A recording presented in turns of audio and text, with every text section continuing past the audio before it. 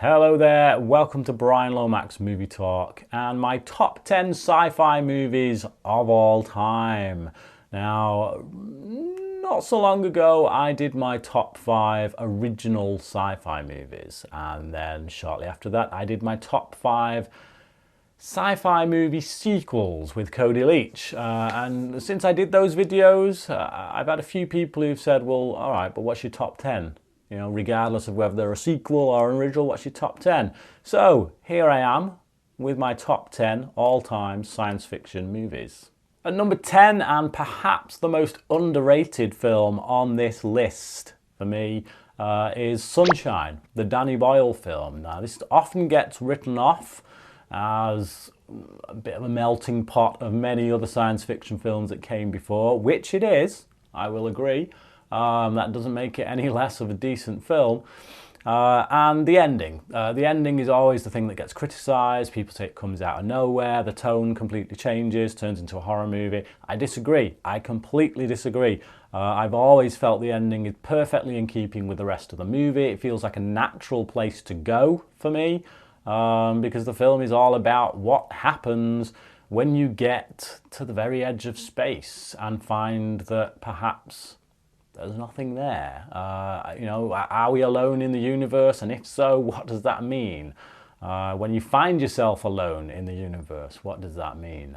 You know, and we see what the damage to one's sanity is in that regard. But no, again, I've done a video essay on this over on my other channel, The Movie Evangelist, about how the film really is all about faith versus science, and can the two actually come together? Is there a place where the two can meet in the middle and coexist? And for me, the film gives a firm answer of yes. What that looks like, how that, you know, how that will be shaped in the future is anyone's guess. But to me, that's what the film is about. I love it. I love all the characters in it. I think they're very well fleshed out. That each one of them has a fully rounded personality, I would say. Even when the bad guys, even when they turn out to be not so great or a little bit wacky, you get who these people are. I think Alex Garland does a very good job on the script. I know him and Boyle had some differences as to where to go with this. Garland being a staunch atheist and Boyle wanting a bit of wiggle room in the film. He wanted to have a more open-ended film in which faith was a key element. He didn't want to come down. He didn't want to go, you know, all the way with that, but he didn't want to go all the way with Garland's idea that there is no God, there is nothing, so you know we're all left to our own devices kind of idea. And I'm glad he did, because I think the film works a lot better that way, it must be said, for obvious reasons, if you know me. But no, great job from all, brilliant soundtrack from John Murphy, what's not to love? Like I say, maybe not quite as original as the rest of the movies on this list, but I don't really care if films do things that I've done before, just as long as they do them well, and this film does it damn well. At number 9, we've got the recent Dawn of the Planet of the Apes, the second film in the recent, new kind of trilogy, of Planet of the Apes trilogy. Never been a big fan of the Planet of the Apes series, the originals, that is. I don't like the original film. I've said this before. I have done a review for it on my channel. I wasn't that favourable. I think it's a little overrated. And yeah, Tim Burton's film, I kind of have a bit of a soft spot for it, to be honest, but it's not good. It's not good. I get why people don't like it. So I wasn't expecting anything with Rise. The trailer didn't particularly grab me, to be honest. I thought it was just going to be an average summer blockbuster at best, and it blew me away because it had such an emphasis on character. It was all character-driven stuff, character, and I was immersed in that film. Brilliant film. I thought that if Dawn of the Planet of the Apes was going to be half as good as that, then we were on to a winner. It was better. It was far and away better. It's just it does everything that a great classic sequel should do. It takes the themes of the first film, it expands on them, it gives them a bit more depth, it draws us in even more to the central characters. We take a look at humans versus apes. Similarities of the two is quite compelling.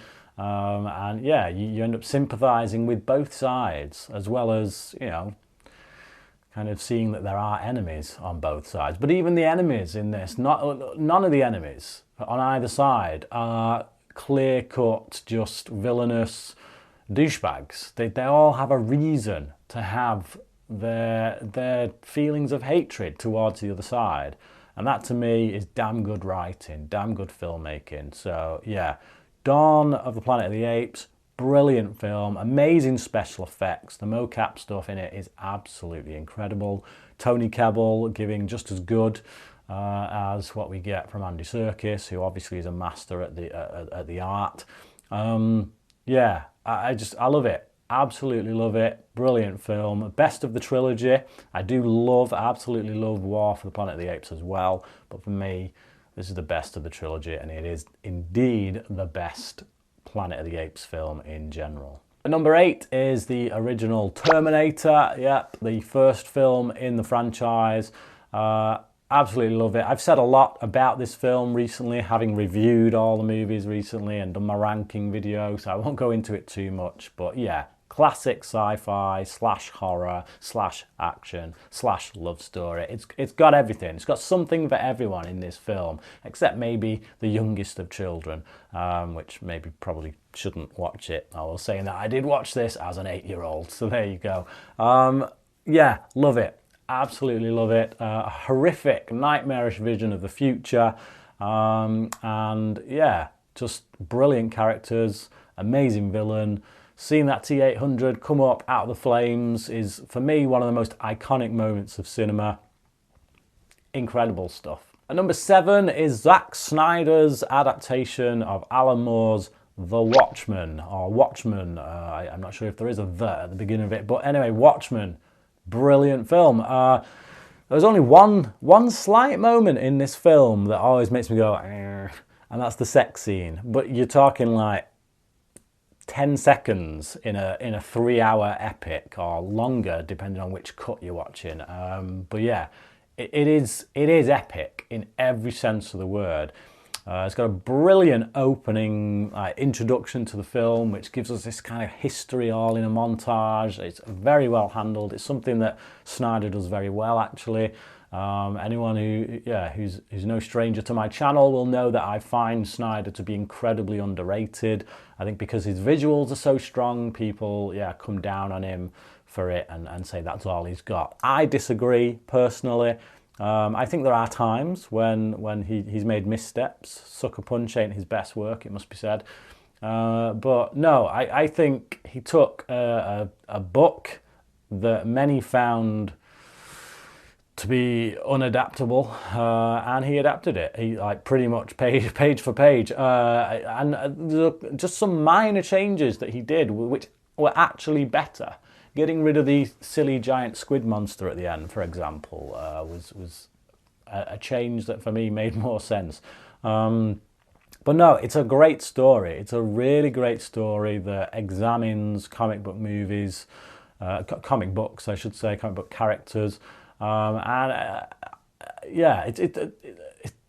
I think some people may argue it's not. Is it a science fiction movie? But it is. When you look at the stuff with Dr. Manhattan, all that is definitely a sci-fi element. You look at the aircraft that are in it. I know it's kind of a different take on world history, but at the time it was written, it was present day kind of thing, just slightly after present day. So yeah, it's definitely sci-fi, but it's incredible. I really enjoy the characters, going along with them, even though a lot of them have very dark, dubious, morally repugnant stances on life. It is a dark film. It is about a world in chaos, a world that needs cleansing, that something needs doing.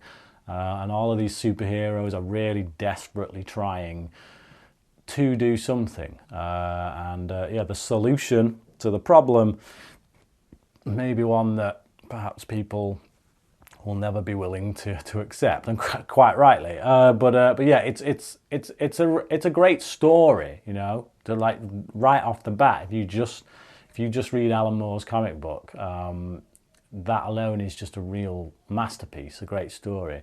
And I just think that Snyder takes the right approach. You know, he adapts it page for page, essentially, you know, and it works for me. I know it doesn't work for everybody, but for me, it does. It does. It's got a lot of depth. It's got a lot of rich visuals, and yeah, it's not one I just throw on because it is quite a long film. You've got to find the time for it, but I do love it. Each time I've watched it, I've been immersed in this world. At number 6, we've got Christopher Nolan's Inception. Yeah. Incredible film. It's a film that's definitely about ideas. It's a mind-boggler. It's one that makes you think. I'd say it's probably more brain kind of food than heart food. Not that there isn't some emotional stuff in it, but for me, it is all about getting those cogs turning. You know, there's a lot of talk about the ending. Is he still in a dream? Is he not? I think it's intentionally left open to interpretation. I choose to believe that he's not, but that's just me, and I don't think that is the right answer or the wrong answer. It's just it's what Nolan intended. I think is that he leaves it up to you to decide. I like films like that. I like endings like that. But no, it's a great heist movie. It's a heist movie of the most mind-boggling kind because it takes place in the mind. Yeah, it's incredible. Just what goes on in Nolan's brain to come up with this stuff, to think this story out, and yeah, it felt completely original. That's the thing. And being a big budget blockbuster, something they release in the summer that is usually filled with explosions and that kind of thing, and a bit of a love story, and it's like, yeah, you know, tick all the boxes. It just doesn't fit that mold at all. It is an independent film, essentially, except it's not. It's a massive studio blockbuster. And it proved that audiences were hungry for this stuff. You know, and we get this time and time again. Studios play it safe so much, or they think they're playing it safe by blowing big budgets on easy fare. But time and time again, we get shown that, you know, when a director does something like this, people lap it up.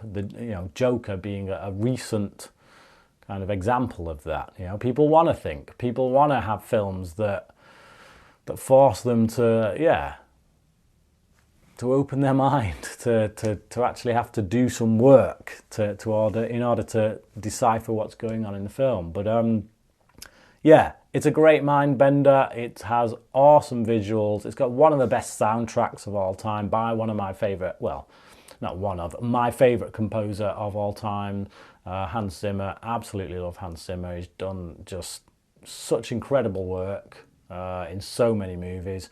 But yeah, this is one of his best, I think. It's got some tunes in it that you just, once you've heard, you can't quite get out of your head. And, you know, tunes that, quite frankly, have been ripped off ever since for trailers and marketing for many other films. But yeah, incredible film, brilliant characters. Tom Hardy, just a small role, but really great in it. Incredible cast, typically, incredible Nolan cast. A lot of actors in here that he's worked with before as well. His good luck charm. At number 5, we've got V for Vendetta. Now, this is a film that, I talked about head versus heart. This is a film that does get me on an emotional level. I do get sucked into it.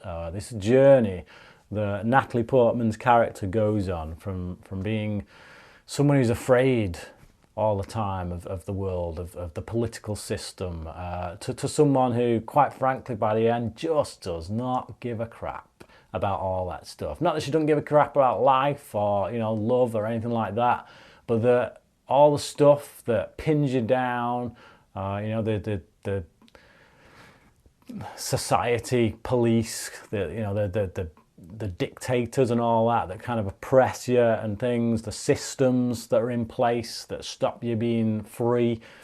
It doesn't affect her as a person. She becomes someone who can choose to not let that stuff affect her, and that journey that she goes on is, yeah, it's a really good one. It's moving. It touches me every time I watch it. I love Hugo Weaving in this.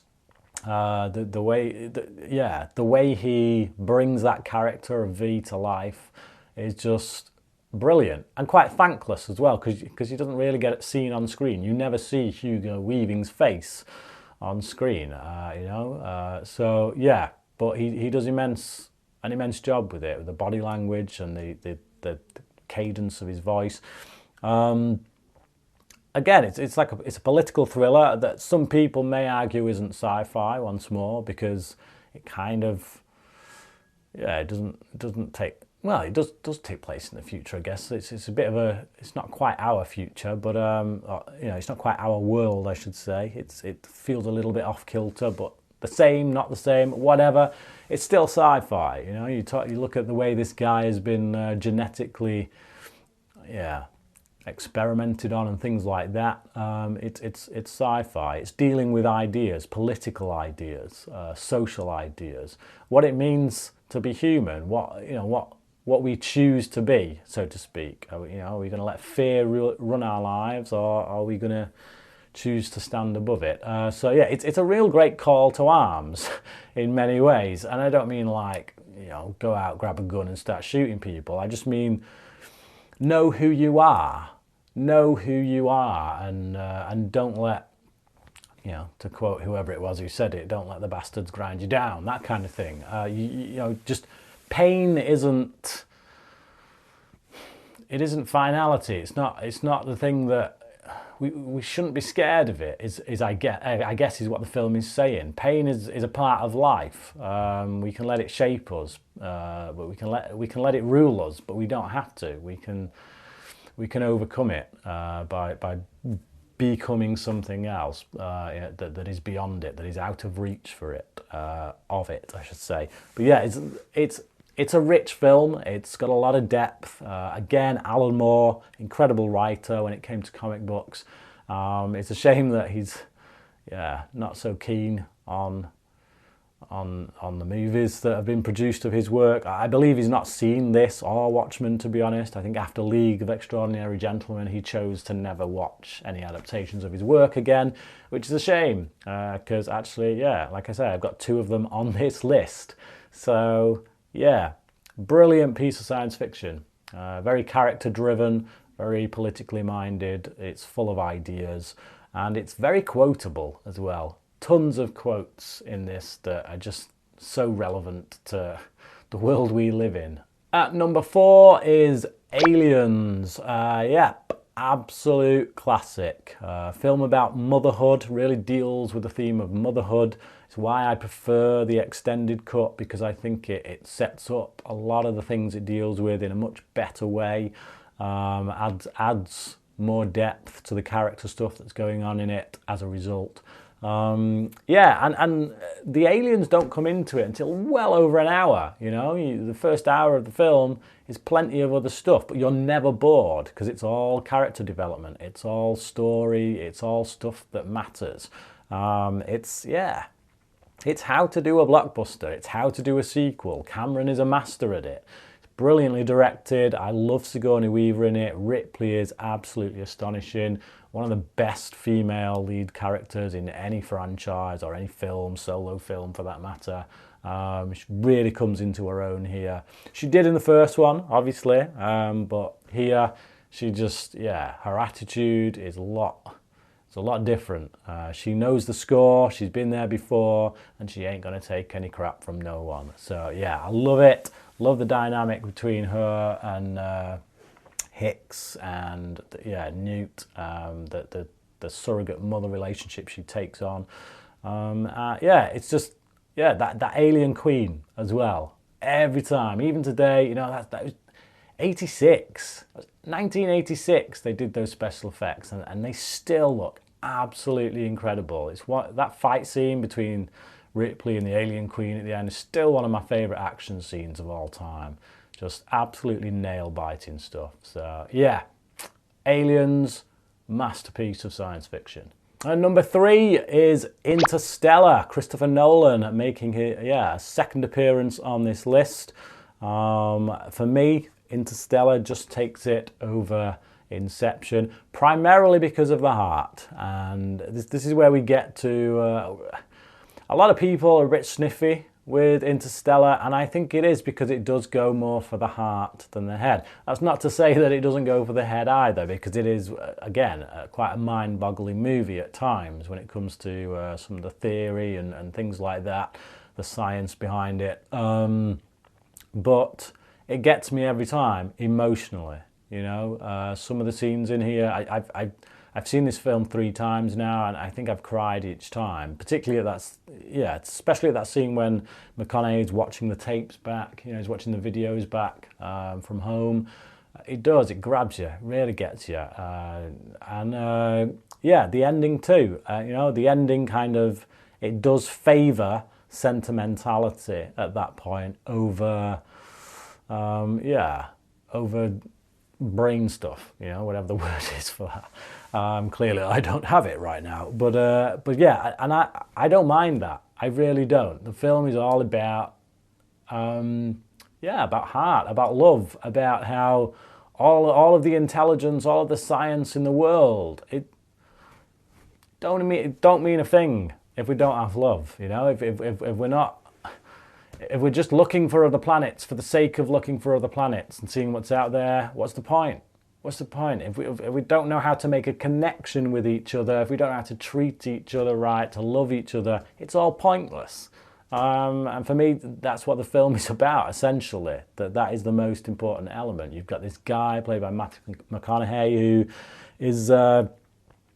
science is his main thing. You know, he's itching to get off the planet. He even leaves his family behind.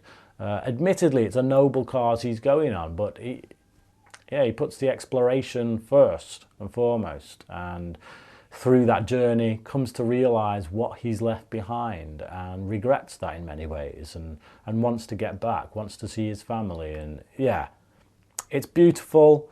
It's tear-jerking, it's an emotional ride, but it's also highly visually impressive. Brilliant visual feast for the eyes. Interstellar, number 3, cracking stuff. And number 2 is Terminator 2, Judgment Day. Yes. Again, as I said with the first Terminator film, I've talked to death about this film recently on my channel, having reviewed all the Terminator films, done my ranking video, even done an essay on this one over on my Movie Evangelist channel, all about how the film deals with the theme of fatherhood and how it deals with the theme of fate versus free will. There's not much more I can say about it. It's an absolute classic. It's one of the best action movies of all time, one of the best sci-fi movies of all time. It's incredible. Just everything about it. It's perfect. It is a perfect film. The theatrical cut, I would say, it's one of those few instances where the theatrical cut for me is the perfect version of the film. There's a couple of scenes in the extended stuff which I would be happy for them to have been included. But the extended versions as a whole, they do have a lot of stuff in there that maybe should have been cut out. You know, somewhere between the theatrical cut and one of the extended cuts is, Either way, they're all 5-star films. But for me, theatrical cut is the best and perfect, just absolutely perfect. The pacing is spot on. All the performances are really great. It's one of those films that, despite all the big explosions, despite the chase aspect of it, which you can come to if that's all you want, if you just want to sit back and watch something that is enjoyable action, it like all the best, truly great blockbusters. It's also about something. It's got meat on its bones. It deals with heavy, weighty themes. It deals with stuff. It's got something to say. I think I'm going to have that, scribed on my tombstone when I die. Bryan Lomax, he had something to say. That's what floats my boat. It's great to have all the big action set pieces, but you come out of the film feeling like you've seen something, feeling like you've had a reason to sit there for 2.5 hours watching this stuff. But yeah, incredible, brilliant, masterful, perfect piece of science fiction by James Cameron, who is a master at it, it must be said. You know, he's got three films on this list, on my top 10 list. He's got 3 films, and I love Avatar and I love The Abyss, so the guy's a master when it comes to sci-fi. Am I excited for the next Avatar movies? You bet your ass I am. But despite him being such a master, didn't quite make my number 1 position. So yeah, anyone who saw my video for my top 5 sci-fi sequels that I did with Cody Leach will already know what my number 1 is then at this point, because it hasn't appeared on this list yet. And that movie is Blade Runner 2049. I love this film. I absolutely love it. It is an absolute work of art in every sense of the word. Again, it's a film that really does make you think. You've got to go deep with it. It's one of those where if you look around the internet, there's going to be all kinds of interpretations of it, and I love that. I love that it is so open to interpretation, that it's just rich, that you can look at scenes and really dig deep and get so many different meanings out of it. I think Ryan Gosling is incredible in it. Harrison Ford, quite frankly, gives one of his best performances in it, and he gets so much more here, I think, from a character standpoint, from an emotional standpoint, to do than he did even with the first one. And you will notice the first one hasn't appeared in my top 10. I love it. It's a 5-star classic. It's one of my all-time favourite movies. But for me, yeah, 2049 is better. Now, obviously, it builds on what came before in the first one. It doesn't necessarily stand on its own, because if you don't know the events of the first one, if you haven't seen the first one, then a lot of stuff that happens in this is going to go over your head. But it makes that first film so much richer by some of the stuff that it does, some of the payoffs for Deckard's character, you know, for the character of Deckard.